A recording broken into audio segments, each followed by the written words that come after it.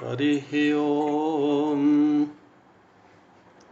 गुरुर्ब्रह्मा गुरुर्विष्णुः गुरुर्देवो महेश्वरः गुरुः साक्षात् परब्रह्म तस्मै श्री गुरुवे नमः।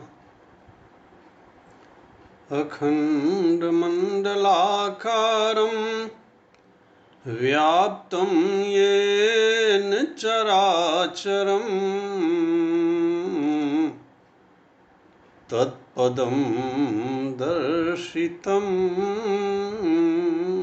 येन तस्मै श्री गुरुवे नमः।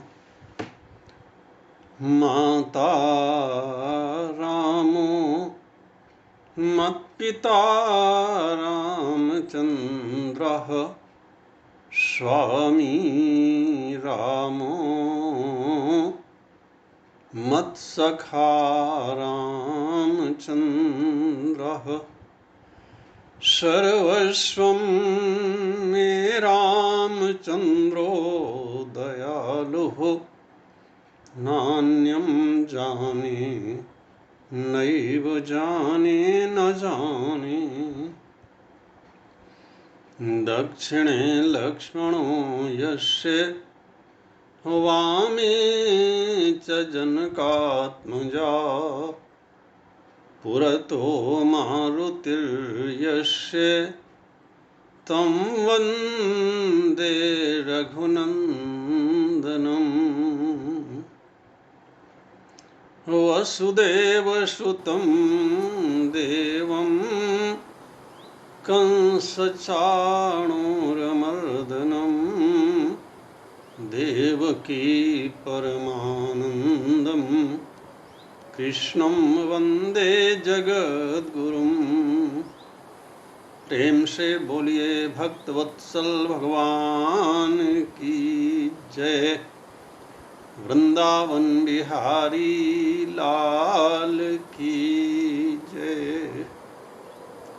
श्री राम कथा सत्संग मंच के संचालक आदरणीय श्री जे.एस. पटेल जी, भागवत कथा रस रसिक रसज्ञ श्रोताओं, श्रद्धामयी देवियों, श्रीमद् भागवत गीता में भगवान श्री कृष्ण अर्जुन के मन में जो अध्यास है, जो दुख का मूल कारण है, उस कारण को ही नष्ट करने की चेष्टा कर रहे हैं। अर्जुन ने बड़ी विकट समस्या भगवान श्री कृष्ण के सामने रखी कि अगर ये महाभारत का युद्ध होता है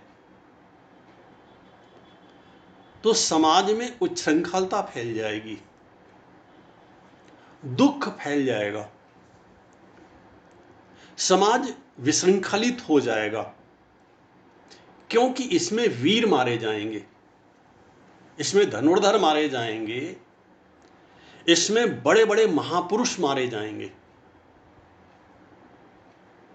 भगवान श्री कृष्ण कहते हैं, अर्जुन, कन्हैया को हंसी आ गई। यहीं भगवत गीता में लिखा है कि प्रहसन इव भारत। जब भगवान श्री कृष्ण बोले तो उनके मुख पर मुस्कुराहट थी। उसे देख करके ऐसा लगता है जैसे भगवान श्री कृष्ण कहते हैं कि अर्जुन, तेरे सामने दो पक्ष हैं। एक पक्ष है तू अपना कर्तव्य कर्म कर, और दूसरा पक्ष है तू संसार की चिंता कर। तू अपने कर्तव्य के बारे में नहीं सोच रहा है, तू संसार के बारे में सोच रहा है, इस संसार का क्या होगा। सो संसार को तूने बनाया कि मैंने बनाया, ऐसा गीता में लिखा नहीं है। लेकिन श्री कृष्ण की हंसी इस बात को कह रही है, मानो वे अर्जुन से पूछ रहे हैं, अर्जुन संसार को तूने बनाया कि मैंने बनाया। अर्जुन ने कहा, महाराज संसार को तो आपने ही बनाया। तो बोले, जब संसार को मैंने बनाया तो संसार की चिंता मेरे ऊपर छोड़। तो केवल अपना कर्तव्य कर्म कर। और अगर देखा जाए तो हमारे आपके जीवन में भी बहुत सारा समय इस बात पर बीत जाता है कि इस संसार का क्या होगा, इस सृष्टि का क्या होगा, और तब हम अपने कर्तव्य कर्म की उपेक्षा कर देते। यही हम गलत करते हैं, अपने कर्तव्य कर्म की उपेक्षा करना। सृष्टि की संरचना भी, सृष्टि की सुचारू व्यवस्था भी कब चलेगी? जब प्रत्येक व्यक्ति अपने कर्तव्य कर्म का पालन करेगा। बहुत सारा कुछ जो वाणी के द्वारा भगवान ने नहीं कहा, वो उन्होंने हंस करके कह दिया। और इसके बाद वे वाणी से बड़ी सुंदर बात कहते हैं। वे कहते हैं, अर्जुन असोच्यान अन्वसोचस्तम, जिनके लिए शोक नहीं करना चाहिए तो उनके लिए शोक कर रहा है। प्रज्ञावादांश्च भाष्ये, प्रज्ञा शब्द का अर्थ होता है बुद्धि, और प्रज्ञावाद शब्द का अर्थ होता है बुद्धिवादी, जो अपनी सारी बुद्धि लगा देते हैं किसी भी कार्य को करने में। ठीक है, अच्छा है, तू भी यही कर रहा है,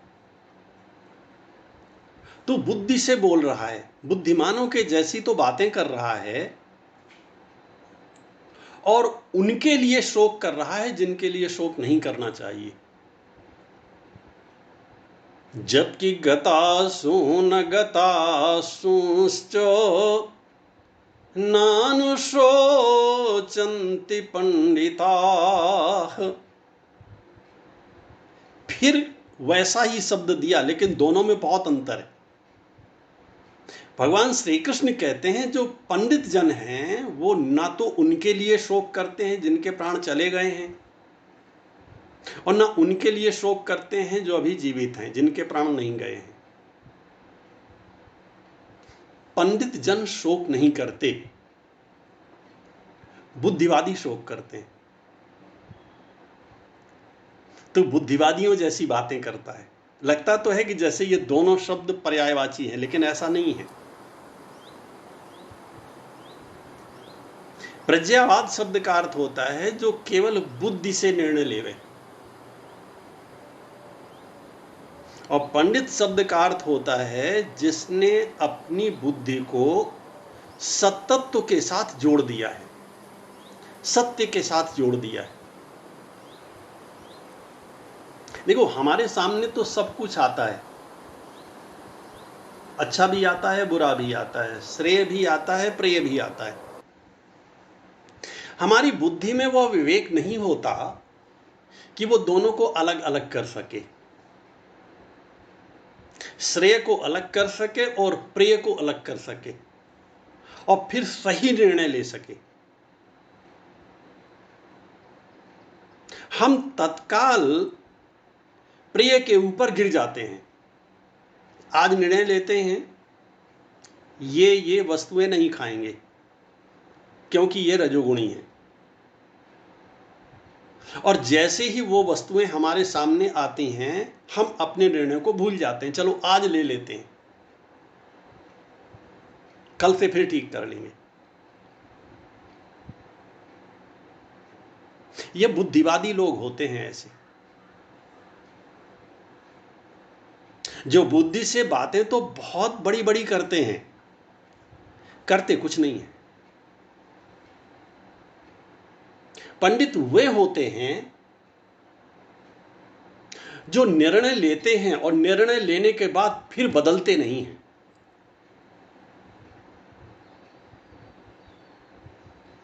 उनकी बुद्धि स्थिर होती है, उनमें धैर्य होता है, उनकी बुद्धि फिर केवल सत्य को ही ग्रहण करती है, क्योंकि उसका वैसा अभ्यास होता है। ऐसी बुद्धि को शास्त्र की भाषा में ऋतंभरा प्रज्ञा कहते हैं। अब वो केवल सत्य को ही स्वीकार करती है, क्योंकि एक बार भी कुछ भी असत्य हुआ उसे वो इग्नोर कर देती है, उपेक्षित कर देती है।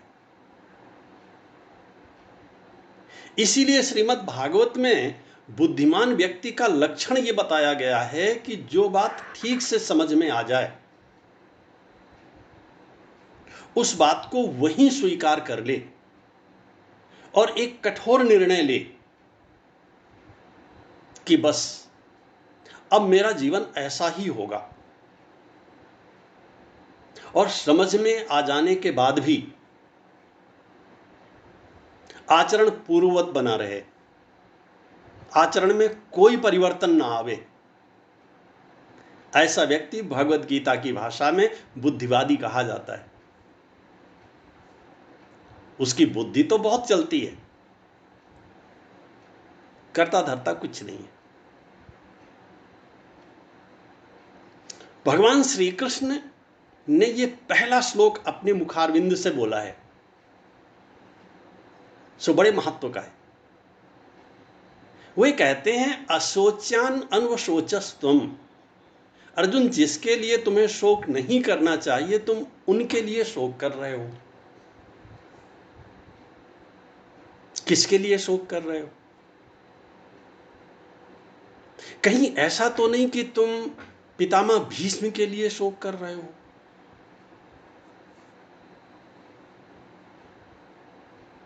मनुष्य को चिंता अपने बारे में करनी चाहिए कि दूसरे के बारे में करनी चाहिए?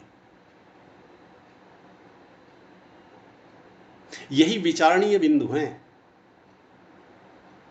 मुझे अपने बारे में सोचना चाहिए कि दूसरे के बारे में सोचना? दूसरा तो रास्ते में मिला है और कुछ समय बाद खो जाएगा।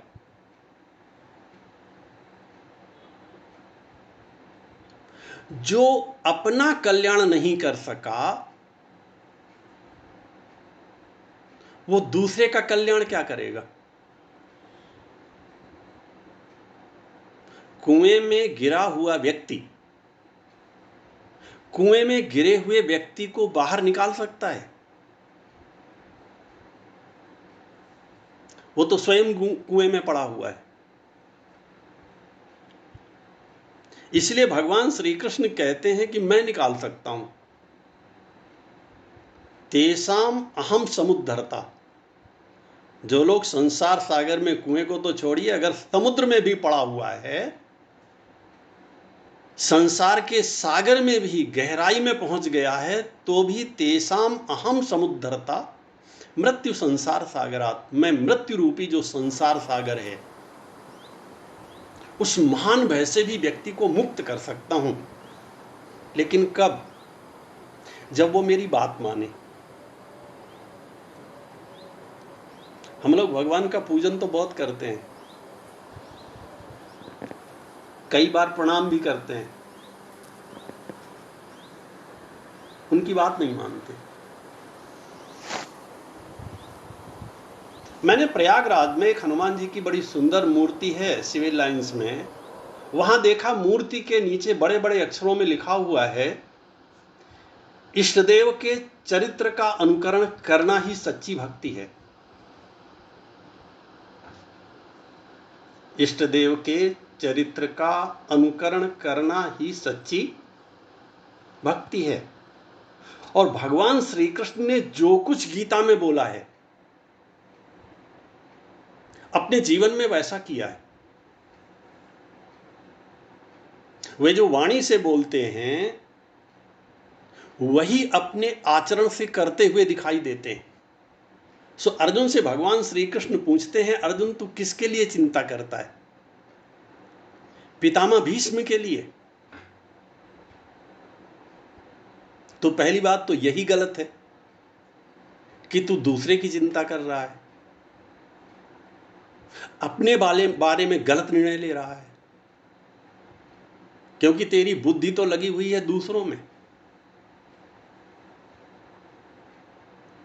जहां बुद्धि होगी उसी का तो चिंतन होगा, उसी के बारे में तो निर्णय होगा। अपने बारे में निर्णय कब करेगा? वो तो स्वयं पाप के पक्ष में खड़े हैं, तुझसे पूछ के खड़े हुए थे क्या? तू क्यों चिंता करता है?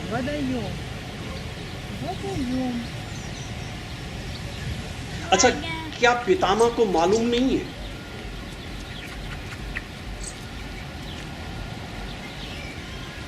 भीष्म पितामह की मुझे समझ में नहीं आता, मैं उसे अच्छाई कहूं या कमी कहूं। वे जीवन भर प्रतिज्ञा करते रहे।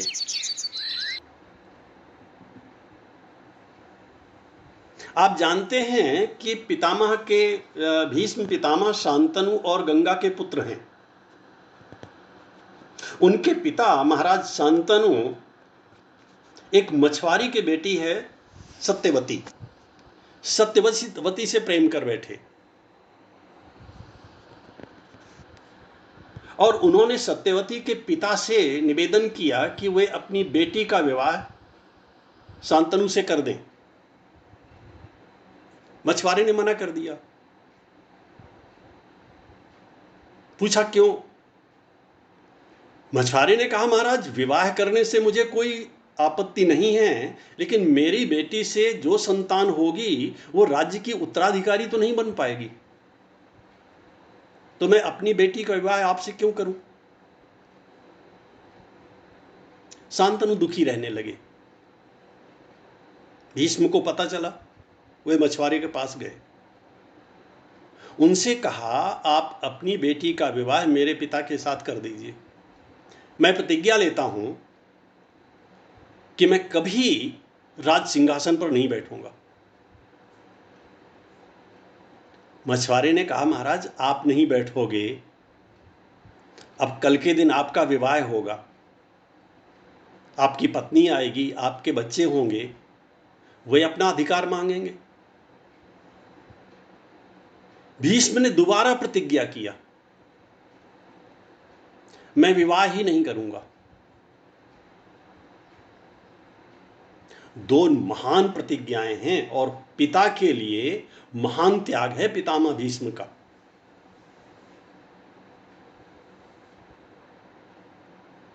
सो इसी त्याग के कारण पितामह भीष्म को इच्छा मृत्यु का वरदान प्राप्त होता है देवताओं के द्वारा।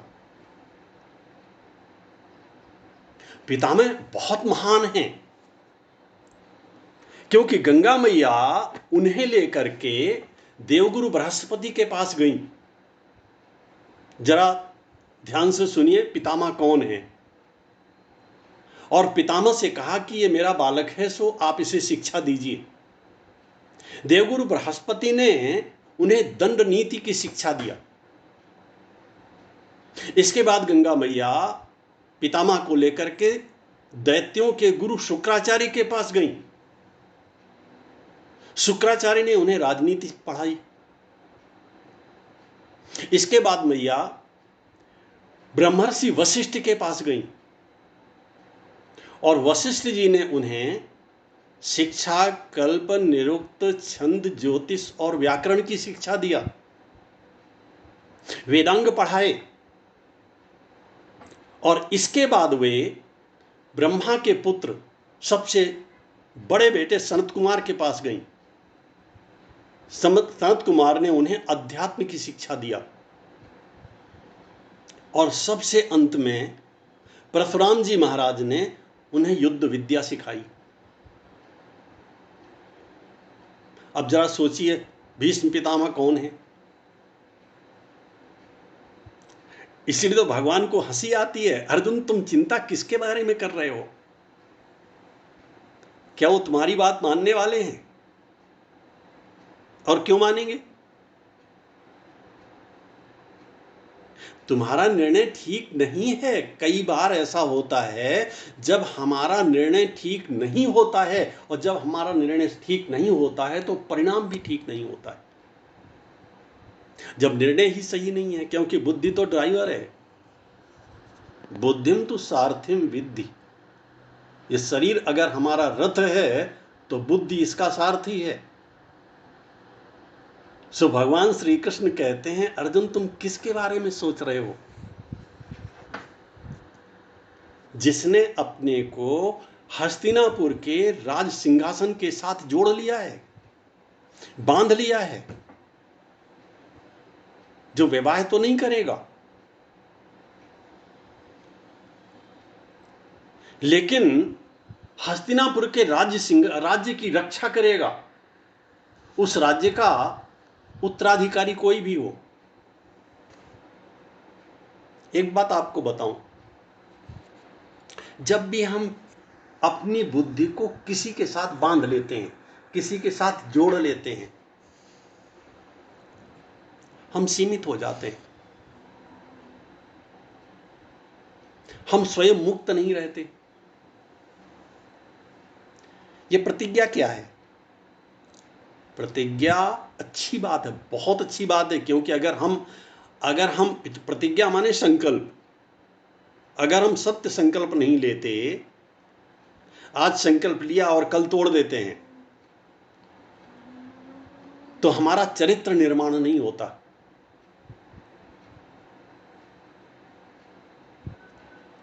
लेकिन कहीं हमने गलत संकल्प ले लिया, गलत निर्णय ले लिया, तो अब यही मुझे याद आती है,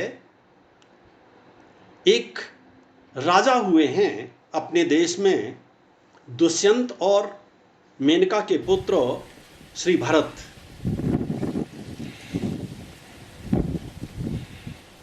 भरत के 5 बेटे थे।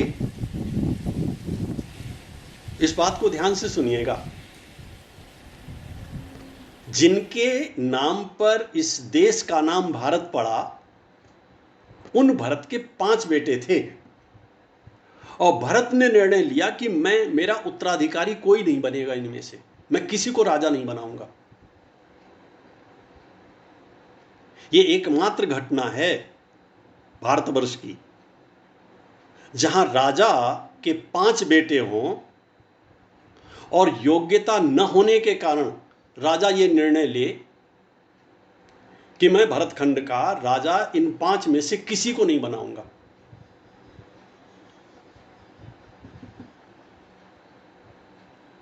और हस्तिनापुर में क्या होता है?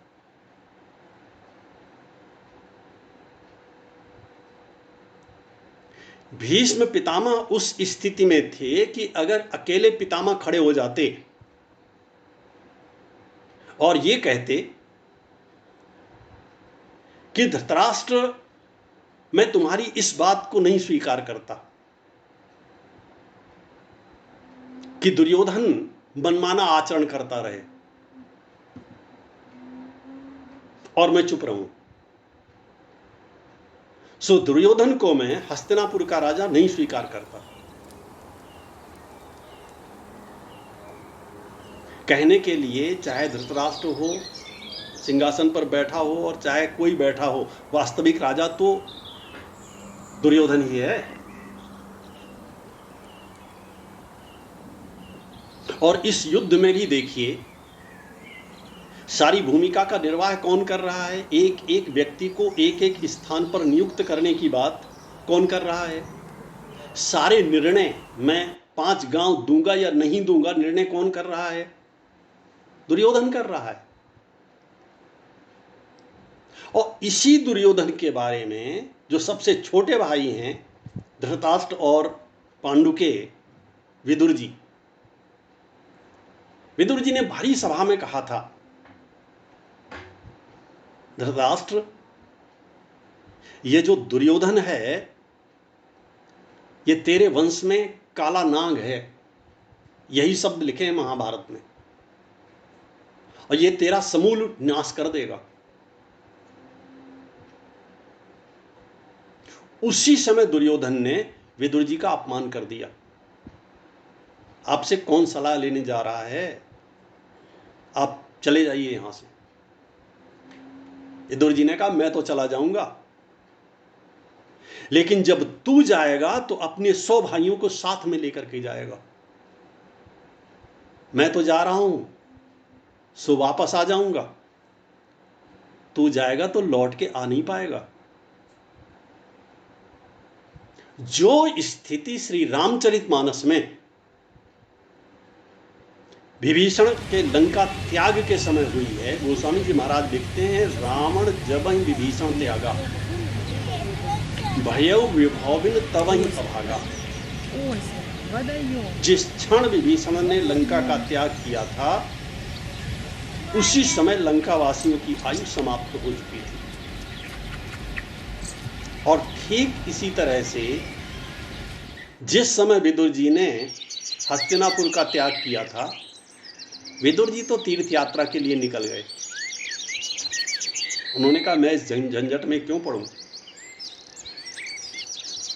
विदुर जी की दृष्टि में युद्ध ही ठीक नहीं था।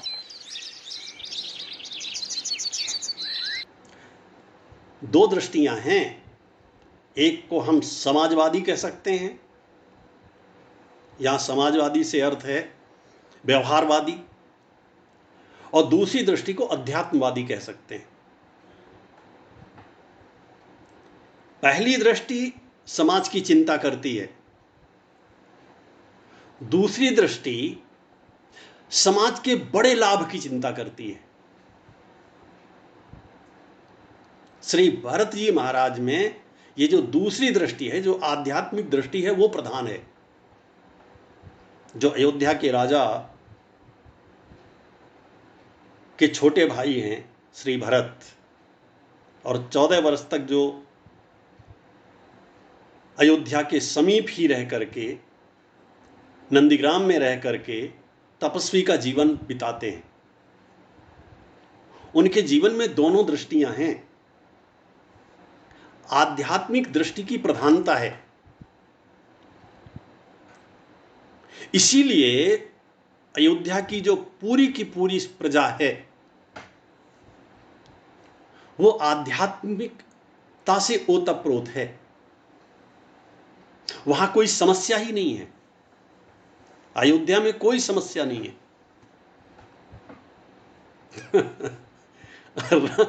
राम राज्य का वर्णन आप पढ़िए, वहां पर साम दाम दंड भेद, राज्य के संचालन के लिए 4 नीतियों की आवश्यकता पड़ती है।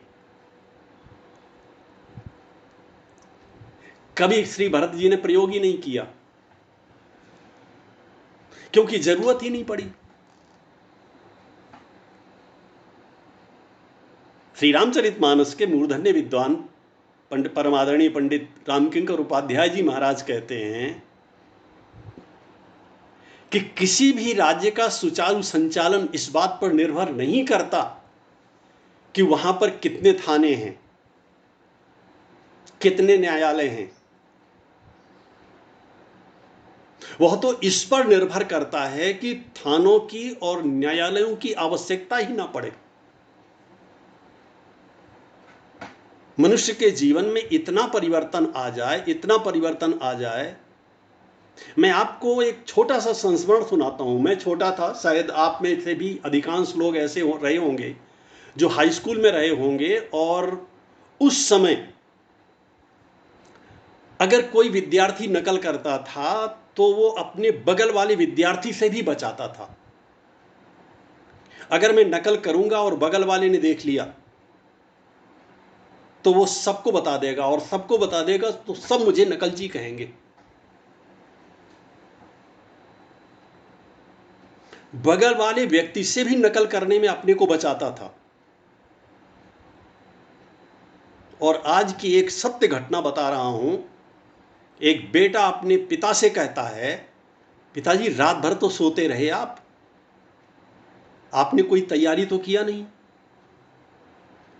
और मेरे को परीक्षा हाल में कुछ दिया नहीं, मैं पास कैसे हो जाता।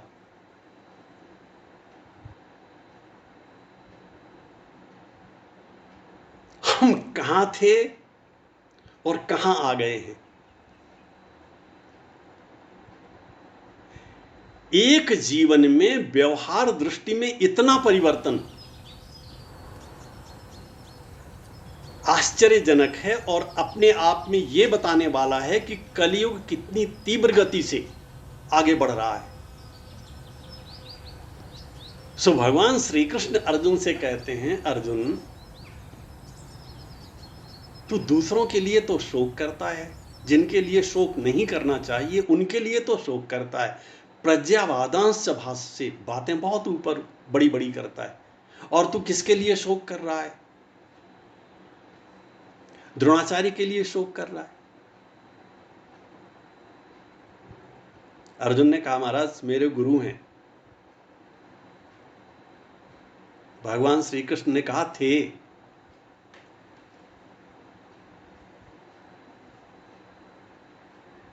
गुरु गुरु है ये कौन बताता है?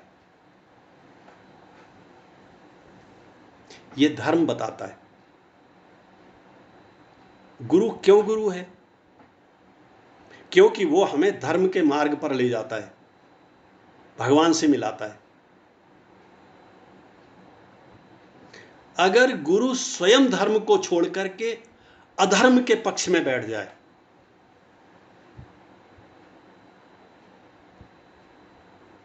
ऐसा गुरु तो स्वयं भी भगवान का दर्शन नहीं कर पाएगा, हमें दर्शन क्या कराएगा। ऐसे बहुत सारे गुरु आज आपको तिहाड़ जेल के अंदर मिलेंगे।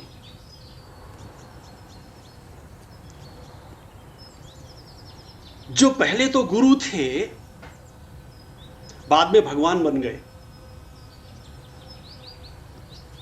और उन्होंने अपने शिष्यों से कहा, भगवान की पूजा करने की कोई आवश्यकता नहीं है, हमारा लॉकेट ले जाइए, हमारा फोटो ले जाइए, इसी का ध्यान करिए, इसी का पूजन करिए। आज भी बेचारे बहुत से शिष्य जो उन गुरुओं के साथ बंधे हुए हैं, उस खूंटे से बंधे हुए हैं, वे दुखी रहते हैं। उन्हें दुखी रहने की कोई आवश्यकता नहीं है, क्योंकि गुरु कोई शरीर नहीं होता। किसी शास्त्र में ऐसा नहीं लिखा है कि इस प्रकार का शरीर होवे तो वो गुरु होता है।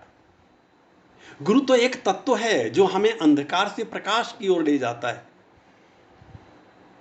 जो संसार सागर, डूबते हुए संसार सागर से हमें उठा करके भगवान से मिलाता है। और अगर गुरु ही उल्टा काम करने लगे, भगवान से दूरी बढ़ाने लगे, और अपने को निमित्त बना करके संसार सागर में डुबोने लगे, हाथ पकड़ करके जबरदस्ती हमें संसार के सागर में डुबोने लगे, फिर तो वो गुरु ही नहीं है। खंडिया ने कहा, अर्जुन उसकी चिंता कर रहे हो जिसकी चिंता करनी ही नहीं चाहिए। असोच्यान अनवशोचस्तुम। खंडिया ने कहा, तो क्या मेरे, अर्जुन ने पूछा, महाराज तो क्या मेरे को इन पर भी बाण चलाना पड़ेगा? क्योंकि ये ऐसे नाम हैं, इनके नाम लेकर के अर्जुन ने पूछा है गीता में, इनके ऊपर मैं बाणों से प्रहार कैसे करूंगा? कन्हैया ने कहा, जैसे सब पर करोगे वैसे इन पर भी करोगे, मुझे पाप नहीं लगेगा। भगवान कहते हैं पाप नहीं लगेगा, तेरे को पुण्य मिलेगा। हतोवा प्राप्स्यसि स्वर्गम, उतना पुण्य मिलेगा जितना 100 अश्वमेध यज्ञ करने पर मिलता है। युद्ध ना किया तो पाप लगेगा। कर्तव्य कर्म से च्युत हो गया, कर्तव्य कर्म से हट गया तो पाप लगेगा। और अगर तूने अपना कर्तव्य कर्म का निर्वाह किया, हतोवा प्राप्स्यसि स्वर्गम, और इस युद्ध में मारा गया तो तेरे को स्वर्ग मिलेगा। और ये छोटा फल नहीं है। स्वर्ग उसे मिलता है जिसके इतने पुण्य इकट्ठे हो जाते हैं कि उनका फल इस संसार में सुख के रूप में दिया नहीं जा सकता। उसे चाहे अंबानी के परिवार में जन्म दे दिया जाए और चाहे टाटा और बिरला के यहां जन्म दे दिया जाए, वो सुख दिया ही नहीं जा सकता। वेदों में लिखा है, ज्योतिष्टोमेन स्वर्ग कामु यजेत, जिसके मन में स्वर्ग पाने की इच्छा हो वो ज्योतिष्टोम यज्ञ करे। और भगवान श्री कृष्ण कहते हैं, अर्जुन कहां झंझट में पड़ोगे, तुम तो युद्ध करो। हतोवा प्राप्स्यसि स्वर्गम, ज्योतिष्टोम यज्ञ करने से जो फल मिलता है वही फल तुम्हें युद्ध करने से मिलेगा। कल मैंने चर्चा किया था, जटायु ने क्या किया था। अर्जुन के लिए तो भगवान स्वर्ग की बात करते हैं, और जटायु को क्या मिला।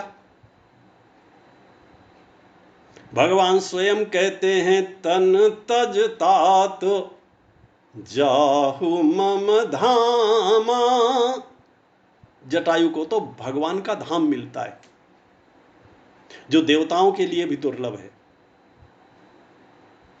अर्जुन से भगवान श्री कृष्ण ऐसा इसलिए होता है क्योंकि अर्जुन को पता है मेरा कर्तव्य कर्म है, मुझे करना चाहिए। क्षत्रिय का कर्तव्य कर्म है धर्म युद्ध में वह धर्म की रक्षा के लिए अपने प्राणों का बलिदान कर दे। जटायु का कोई कर्तव्य कर्म नहीं था,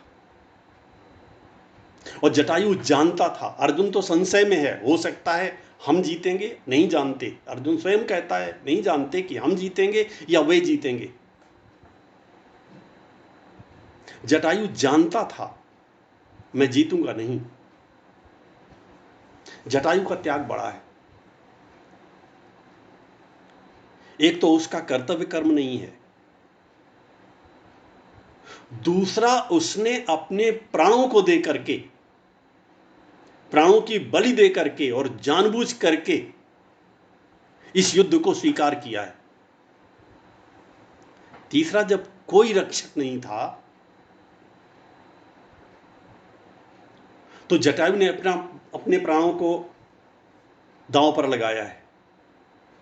इसलिए जटायु का त्याग बड़ा है। आप इस प्रसंग की तुलना कीजिएगा, जटायु का त्याग बड़ा है तो फल भी बड़ा है। और यहां भगवान श्री कृष्ण अर्जुन से कहते हैं, अर्जुन हतोवा प्राप्त स्वर्गम जित्वा वा भोक्ष से महिम। अगर मारे जाओगे तो स्वर्ग का राज्य मिलेगा, और जीत गए तो पृथ्वी का राज्य मिलेगा। तस्माद उत्तिष्ठ कौन्ते युद्धाय कृत निश्चयः। इसीलिए अर्जुन उठो और उठ करके युद्ध करो। आज की बात पर यहीं विश्राम देते हैं। प्रेम से बोलिए भक्त वत्सल भगवान की जय। सीताराम सीताराम सीताराम, जय सीता।